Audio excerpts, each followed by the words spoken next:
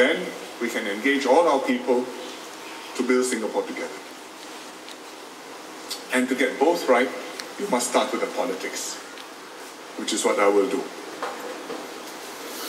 During the general election in May, many issues got hotly debated.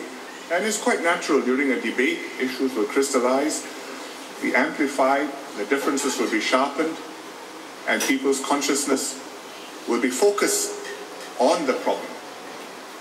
And this time there were more diverse views and expressed a lot more strongly, not only in rallies, but also on the internet, in the social media, and SMSs, all the new technologies offering. It's useful to have had a vigorous debate and a full airing of these views. It shows energy and concern. People are focused on the issues. So let's harness this energy to make Singapore stronger, but let it not divide our society. My government will reach out to all segments of Singapore society to understand your perspectives, to share ideas and concerns with you, to work with you to come up with plans and programs which will benefit all of us. And I think there are many concerned Singaporeans who are thinking about this, even after the elections, with critical but thoughtful views. They don't agree with everything the government has done or is doing, but they understand, acknowledge the good work and the progress, and they are concerned that we should make things better and not throw the baby out with the bathwater. And a good number of people like this have written to MPs, to ministers. I've received quite a number myself. Thoughtful, cogent, extended presentations of why they think things turned out as they did, what they think we should do now.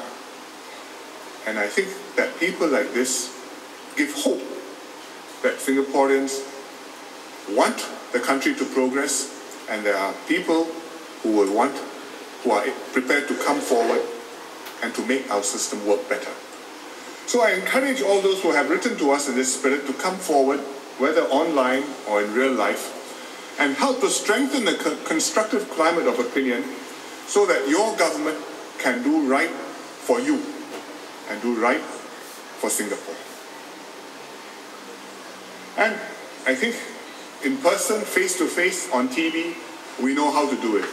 Engagement online, I think we need to learn to do it better. It's not easy to do, but it's important because the digital media is continuing to grow in importance. 5 years ago, YouTube was insignificant. Facebook didn't exist. All you had was Mr. Brown. Today, Mr. Brown has a lot of competition. We in government have a lot of competition, and we have to be able to operate in that space. It's not easy because it's anonymous, it's chaotic, it's unfiltered, unmoderated, and so the medium lends itself to many negative views and ridiculous untruths. Any number of them. I won't repeat one because otherwise you may misunderstand and think it's true. But if you just open at random, you will see them. And we have to do our best to counter this, to prevent untruths from circulating and being repeated 5, 10, 20 times, from leading people astray. And after a while, you've heard it so often, you can't remember where you saw it, but it must be true. But it's not. So, our ministers have to get better at this. And you know, many ministers are blogging now, Facebook, and they have to communicate in a different medium and convey nuance, policy, intentions, explanations in a more personal way, engaging people. But it's not just the ministers doing this, the government as a whole has to be more active and adept, engaging Singaporeans online. We can't be in every corner of cyberspace because there's a lot of cowboy towns out there. But there must be places which grow where people recognize that these are places which are reliable, where you can have an open debate, where different views are expressed, but it's balanced. And if you go there, you know that, well, To start off with, you can assume that it will make some sense. Whether it's right or wrong, you have to consider, but it's not rubbish. So we've got to get there, be in cyberspace, and use it constructively to explain issues, to shape opinions, to rally support, and to make Singapore work better. I'm very encouraged that Singaporeans are engaging, but I'm even more encouraged that they're going beyond giving views in order to come forward and actually to work with one another and with the government on projects which matter to them and which are good for Singapore.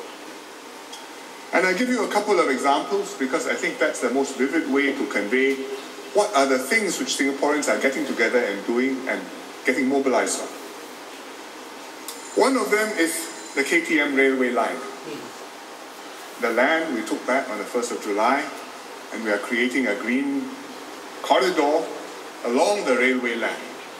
And there are many views outside encouraging the government to make this a beautiful green corridor to add to the amenities of living in Singapore. And MND and URA and me, we are very keen on this. So URA has been carrying out an extensive public consultation. Koh Boon Wan is in charge, but Tan Juan Jin, I think, has been personally focused on this and talking to the different nature groups and civic groups outside, looking for creative ways to preserve the green spaces without affecting the development potential of the land which can be developed. Because there are lands which can be developed and which should be developed, because they are very valuable. But a strip of the railway, I think we can do something interesting with that. And we've got many bright ideas, some from students, some from architects, some from design professionals, and they've sent them to us. They want to use some sections as creative arts and performing spaces. They want to develop a leisure corridor, link them to our park connector network. And there are some pictures which you can see. This is Sungai Pang Sua. This is a canal.